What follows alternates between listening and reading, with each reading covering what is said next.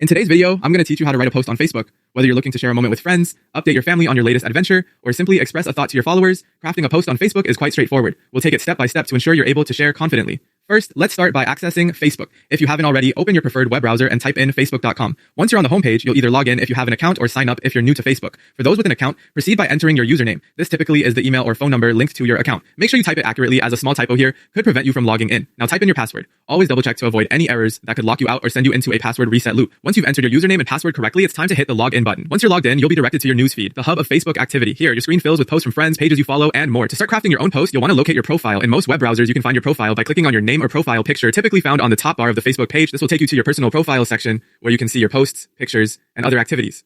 Now, finding the text box where you can write your post is simple. Look for the prompt that asks, "What's on your mind?" Clicking on this text box serves as your starting point to write. It will open a new window where you can type out the content of your post. This is your space to be creative, informative, or simply share a moment.